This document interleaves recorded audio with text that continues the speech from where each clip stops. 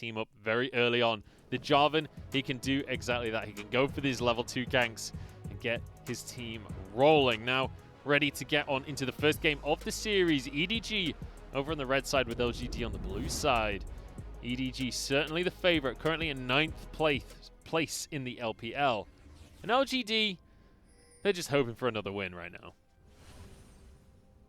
When it comes to what both teams want to do in this game, it'll be really interesting to see where the junglers go. Of course, on the side of EDG, you can always have an avenue to look for an early gank top, which is what Junja has been very proficient at doing this split. We've typically seen him path towards the top side, look for some early aggression onto Audi, but more recently, EDG have been going towards that bot lane. EDG do like to focus on towards the bottom side of the map, as you say, and a lot of that is down to Hope. A lot of that is that Hope certainly recently has been stepping up, especially when you look at the series between EDG and RNG. Hope on the Varus had a couple of really great highlight moments and really great team fights, and he was, if you remember back, he was on the LDL squad just a year ago, and he's been promoted. He got given a chance to step up to the main roster. And towards the start of the split, there was a few question marks on whether or not he was going to be able to, but as of recently, I think he's very much earned his spot. Pretty much all split, he's been very consistent, showing he's a carry you can rely on in these late-game team fights. Scout doesn't have to shoulder that burden alone. And even going up towards the top lane recently, Audi has been doing very well. And it's actually interesting to see EDG kind of change what they've been doing this split, starting topside with the Rek'Sai, making their way towards the bot lane.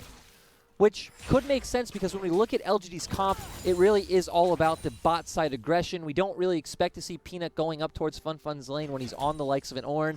You do have that Thresh. We can see something like a flash play into Lantern play with that Jarvan. Yeah. So, and also setting up a Varus. Varus, one of these champions that when you get a little bit of damage behind you, you have complete lane dominance down in that bottom side of the map. It can be very difficult to deal with a Varus if he can get a few long swords in his inventory. Especially when you will just be able to easily abuse that Kai'Sa with your range advantage coming out from the queue. Peanut going towards that bot side like we talked about. EDG getting pressured in these early laning phases. Kai'Sa is more of a scaling pick, even when you have something like the Hail of Blades, which, you know, does make your early trades a lot more bearable, manageable. Yeah, a little bit more pressure coming out from that rune. Speaking of pressure, though, Peanut has stepped on into the jungle of Junja, who will contest onto this blue buff, forces the reset, keeps Peanut away from that one. Scout and Yuki going toe-to-toe in the meantime. Scout's winning out for now. Does have the lethal tempo on that Azir, and I think Peanut's just going to go for the re-engage because Kahlua and Kramer have moved on down to help him out. They've moved up from the bottom lane. Now they're going to get pinched, though. Mako potentially wants to try and find a play, dodges the death sentence, and everything will be deterred. It's like you were saying earlier where we've seen LGD be a very strong early game team this split. Despite being so far down in the standings, being 15th, 2-6 in series right now, at 15 minutes they're typically only behind 500 gold, which isn't what you'd expect of a 2-6 team. No, certainly not. And like you rightly say, a lot of this is down to the pressure that you get from Peanut. He's able to make a lot of things happen. It's in the later stages of the game that this team seems to struggle when it comes to things like synergy. Dredge line gets denied, though, from Mako. There's a Lantern for Peanut. The follow-up knock-up should be there. Mako dodges it, though. Roots Peanut under the tower. Forces the flash out of him. Turret shots galore. Piercing arrow won't land. Hope nearly gets the counter kill. Doesn't quite have the damage. Exhaust comes through. Oh, what a death sentence. Cleanse is available, though. No kills come out. So many summoners used. Killua finding the hook there onto Mako, but it looked like LGD weren't on the same page. Peanut was going in as Kramer was backing off. FunFun stole that. What a beast. Yeah, coming into this roster for the first time, playing a new role in top and already showing his worth. Ooh, but Junja, he's mad about that one. He's not going to let FunFun back into lane now. FunFun, you can't win this 2v1. Gets knocked up, stunned up, and will be finished off. Junja gets his revenge for the Scuttle Crab. This is what we talked about with how Junja has been playing the split, which if you're a longtime LPL fan is very strange for EDG, who've always been a bot side oriented team. But this split so far, since Audi's coming into the roster, Junja and Scout have been putting a lot of pressure on top lane. It's working out so far. And part of that was FunFun's fault, right? He kind of went on into the river, contested Junjia, and the question is, was the Scuttle Crab worth it? Also, even after that, right, he could have backed off from the wave that he was just kind of standing in front of Junjia thinking, you can't do anything to me, and of course Junjia said no. Audi walks up, he flashes in, and yeah, that's all she wrote. The rest is history. So, EDG off the back of that one. Obviously, all of the plays towards the bottom side that Peanut has made haven't actually netted any kills just yet. So EDG will find themselves a gold advantage off the back of that first blood. FunFun will not be deterred though. Still just goes straight into EDG's jungle once again. Get some deep vision. An interesting thing for the bot side too is if Mako is able to find a hook onto Kramer, you do have so much burst coming out from Halo Blades Kaisa that you can pretty much just take him down and, you know, combined one combo on your side and get right back into the lane. We saw Kramer blow the flash to try to secure that kill onto Hope. Hope still has his flash. Yeah, Hope's going to be all right in that bottom side of the map. Obviously got exhausted. Did have to use the cleanse from the death sentence that came through at the end of the fight from Kalua. Now, Audi and FunFun going to be trading once again. The Conqueror procced and a Haymaker to finish it off as well. FunFun is not having FunFun in this top lane. Just great after Junjia ganked the top side that, of course, the wave got pushed into tower. It would bounce back towards Audi's side of the lane. And now without Peanut heading up towards the top lane, not much FunFun can do until the wave slow pushes back to him. Scout should be able to deny some of this CS from the side of Yuki, although Peanut is hanging around nearby. And that Phosphorus Bomb just going to be able to clean up most of those low minions. So not much denied in the end, and Peanut just going to move over, grab the Scuttle Crab on the top side for himself. But we do have Audi pushed up pretty far. Peanut not interested in going for that. They don't have any information on where Junjia is right now. They do have a ward on his Krug, so they know he's not there, but he still could be on the top side of the map. So LGD just taking it a bit slow right now with Peanut's camps coming up on bot side. He's just going to head down there.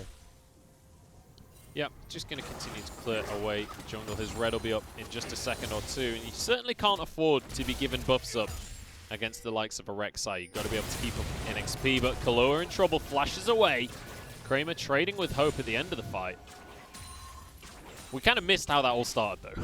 We did talk about that. We were talking about with Kramer, but if Mako finds a hook, Halo Blades Kaisa just has so much burst, even in the early stages of the game, it is pretty easy to find these kills. Yeah. If they can find, I mean, both sides, right? Thresh, Nautilus, if you find the hook, if you can start things off right, especially onto the likes of the enemy AD carry, you're really going to have a lot of kill pressure immediately. Both of those going to be able to lock down a carry very comfortably.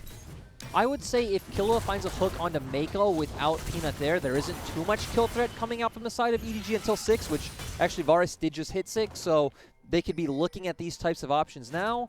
But for EDG, they don't care about bot lane. They're just going to continuously abuse this pressure that Audi has in top lane with Set. Yep.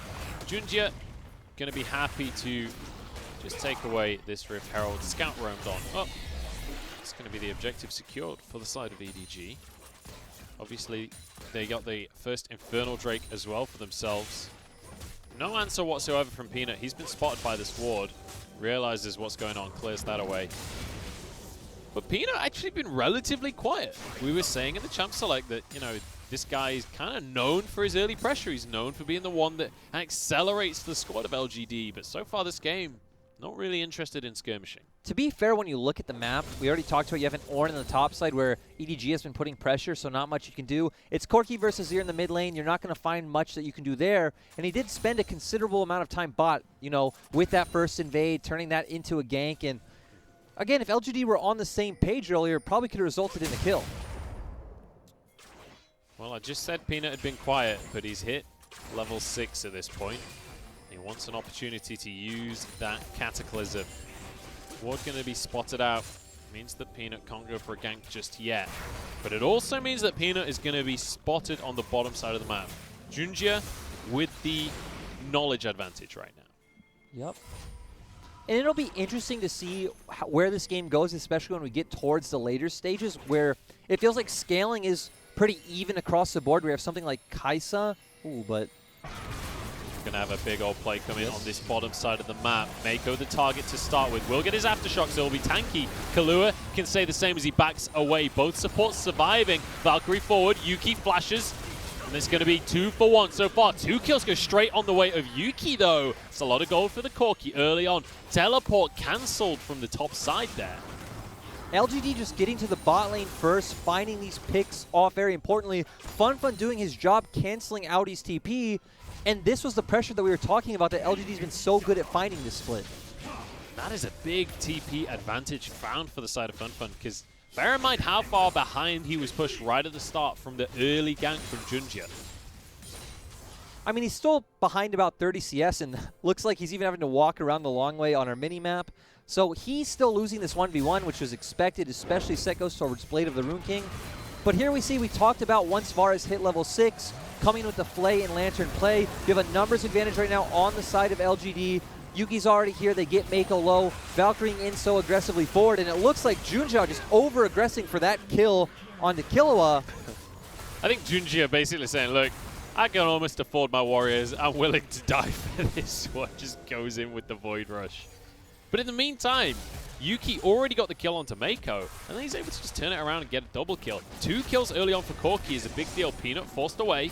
Herald dropped in this top side as well. With Demolish, they should be able to finish off this entire tower. This will be the first tower of the game going the way of EDG. Just good tempo play coming out from EDG, sending their bot lane towards the top lane. Audi already have the pressure, maybe hoping they could find a cheeky pick or dive onto FunFun, but they weren't able to do it.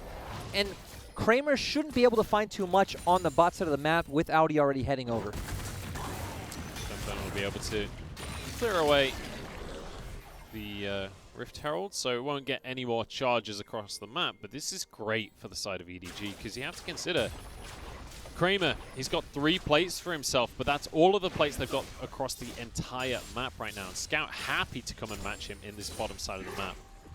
Obviously, Hope had moved up towards the top side to try and finish off that tower. And going back to what we were talking about before with kind of win conditions, EDG right now want to be constantly using Audi's pressure to wander around the map, get a tempo advantage, and set up for a 5v4 fight on Dragon, make FunFun force out his TP, but you're already here first, maybe delete a member from the side of LGD. LGD can take it slow, say, hey, we're going to give this up. Scaling, though, looks pretty even on both sides. I'd say maybe slightly edged out by LGD because they do have those Ornn items coming in later, but you have 2 pretty much hyper carries on the side of EDG. Strong scaling AD carry with Varus, strong late game AD carry with Corki. And ultimately, when you talk about scaling, when it's even like this, when both teams have great scaling, sure, you can talk about minute advantages that one team might have, but ultimately it's going to come down to execution in the team. Yeah. It's going to come down to who plays their composition better. Like, when you look at them in isolated scenarios, of course Kaisa having that percent HP damage from her passive makes her a stronger late game carry than Varus. But again, the way these comps interact with things like the Rek'Sai being in the hands of Junjia, you having an Ornn yourself, it is really going to come down to who can play better and who can really abuse their pressures, which right now it looks like EDG have more of with this set in the top lane. EDG have looked convincing so far this game. Audi on the set, already showing his proficient with the moveset as well. Went for the Blade of the Rune King build as well. Knows he's up against the Ornn, and he'll likely be dealing with the Ornn and with the Java for the rest of the game. So the percent damage, the extra attack speed, going to be welcomed by him. And now it's getting to a point in the game where it's going to come down to LGD constantly trying to find pressure through their bot lane, where they do have a lot of kill pressure with this Varus' Chains of Corruption, and EDG doing the opposite, just letting Audi push out, move towards them. It's kind of going to be a push and pull from opposite sides of the map. Yeah, we'll get to the point in the mid-game where quite often we see it in the LPL that it's kind of trading tower for tower, trading objective for objective, Herald for Dragon, and across the map just this back and forth, as you say. But EDG will be the ones that start with an advantage. It's going to be, the onus is on LGD to be able to match this tempo, to be able to match the trades that go on and find some advantages, because when you look at the advantages from the plates, it's all going the way of EDG. And EDG have been doing such a good job at using Audi's push. They've been the ones to get the Rift Heralds. They were the one who brought him over to take the Dragons, so they're coming out on top of the objective game. LGD going to contest, though. Certainly won't let this Herald go for free. Both mid laners over towards the bottom side, but they have teleports available here. Fun grouping up with the team despite having his own teleport. Mako going to be knocked up, denied his dredge line. Has the stopwatch. Call of the Forge God will finish this. In fact, Yuki gets him before it even comes on through. Now Junjia's on the menu. And straight on towards the Herald. They don't even need to set up a 5v5. They could just get a couple of picks. That just comes down to a mistake coming out from EDG. No one on the side of LGD was on the map. Ornn was not catching top wave. No one was sitting bot. Mako overextended in mid, getting caught out. Like you said, didn't even have time to use that flash after the stopwatch, and LGD coming out ahead.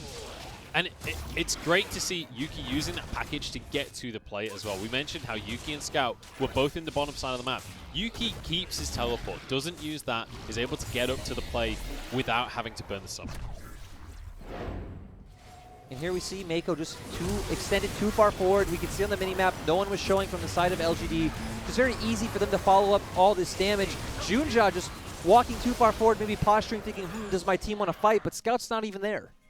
Yeah, Scout doesn't channel the TP, commits to trying to push out in the bottom lane, but didn't actually manage to get anything from it. Tower plates had gone down already, so there wasn't any gold to be had there, and wasn't able to push down the tower. So ultimately, it's a net loss for the side of EDG.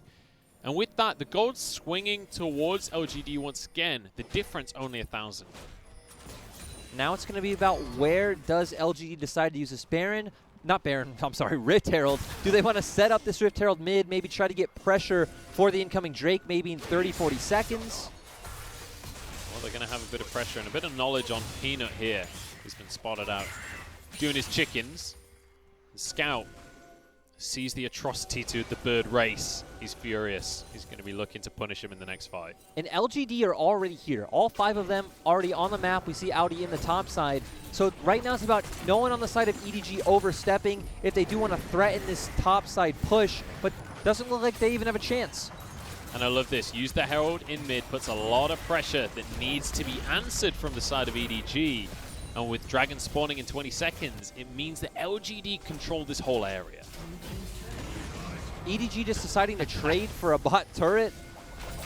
I don't think it's worth on the side of EDG. LGD will now be able to open up the map consistently through mid now that this tier 1 isn't there. And they were, of course, able to set up vision, but there we go. Now they're setting down the control wards. I just love seeing that from the side of Scout. He's like, you thought you were coming to get me on your tower, but turns out you're coming into my tower now.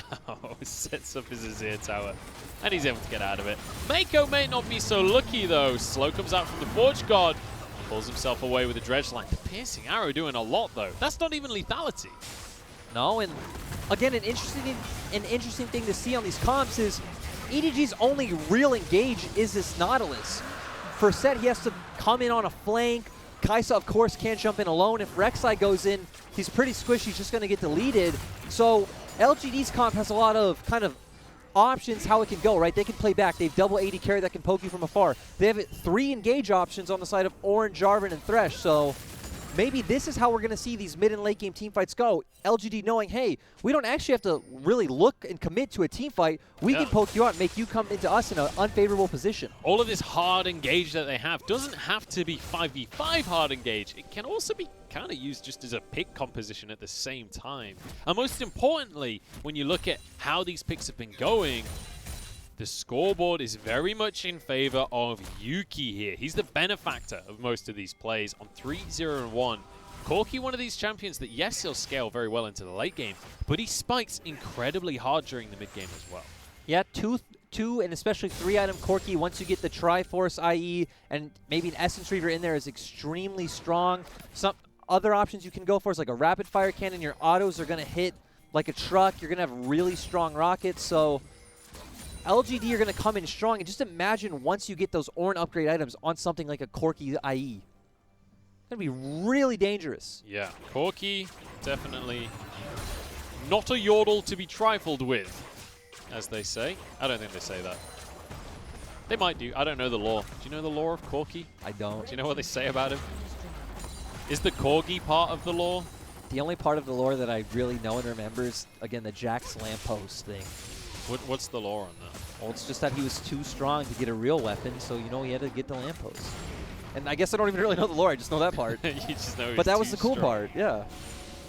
Well, I mean, similar story for Xerath, actually. He's meant to be, like, unlimited power, literally. But he was too strong, so they nerfed him for the game. Man, I wish the game was still like the universal judgment of the world. Yeah, like the thing. Summoners of War thing. I love that too. It was so cool. The new lore actually telling the story just doesn't do it for me the same way. Yeah, I don't know. I don't know where it fits into the universe now. Like, the League of Legends universe seems separate from the League of Legends game almost. It does.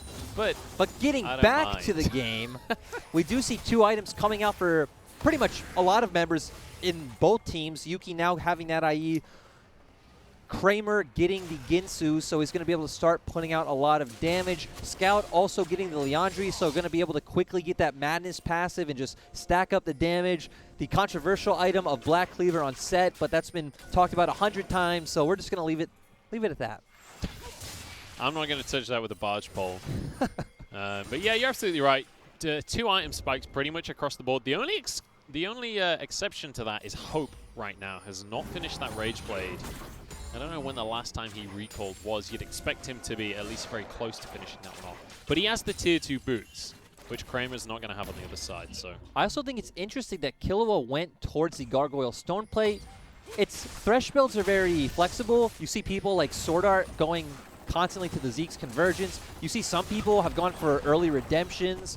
And Killua going for this Stone Plate just kind of shows, hey, he wants to get in the thick of things and really get in the middle of these fights, which is pretty strange when we talked about that he doesn't need to do that. Speaking of the fights, Junjia flashes forward and Kramer will be finished off here. Boyrush, no! The arrow point blank finishes it off and Yuki turns it into a second. What a turnaround from LGD. Here's a third one as well. Second double of the game and LGD fully in control. Junjia just going in so deep. We talked about as a Rek'Sai, once you commit, there's no getting out. And then the rest of EDG just left in a really awkward position. That catch really came out of nowhere, and it was EDG who engaged that. Yeah, Junjia thought that he could dive, thought he could finish off Kramer, who just knocks his bow and blasts the Void creature out of the sky. Ooh, Scout. Scout has been very aggressive with his positioning this game. We saw him barely getting away on the bottom side. This time he can't destroy the turret, therefore can't create his own. He's going to be finished off, surely. Flash out of Scout. Audi's here. Will walk away in the end. So we see EDG trying to coordinate this aggressive play. Somehow Kramer doesn't die. They just don't have the damage yet. We did talk about Hope having finished the second item. And now all the members of EDG are left too far forward. Good TP coming in from FunFun, opening up the Call of the Forge God, slowing everyone, and just LGD rounding it out with all those kills.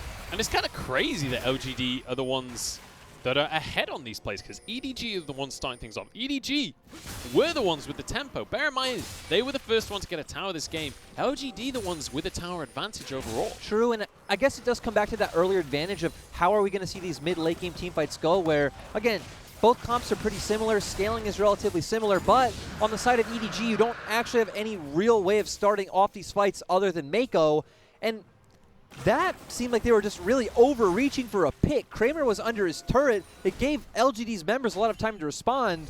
We were talking about how we wanted to see EDG play through Audi's pressure in the side lane, constantly pushing first and roaming, forcing FunFun to answer, but that hasn't happened. So far, so good for FunFun as well. You bring it. Oh, Mako flashes the hook, gets played back on in. He's tanky with the Aftershock and with the Stone Play. In goes Hope onto the backline, trying to find Yuki. Does not have the damage. Audi now will be finished off as well. 2 more for Yuki, the hyper carry Corki right here. FunFun now alone, but he's on the horn. He's going to be fine from this one. And once again, LGD find yet another fight. And again, that was EDG the ones trying to be the aggressors in that exchange. Kaisa just not having the damage at this moment, and Yuki just blowing her up, and the rest of LGD's already here with Baron. I feel like LGD here are just like, how did this happen? How did we win so hard? I don't feel like we did anything, but EDG just consistently engaging these fights that are not working at all. Like 5 minutes ago, this game was pretty even. I would say it was exactly even. Let's take another look, though. The box slowing down Mako. Audi with a decent flank. And we talked about that's what Audi needs to do.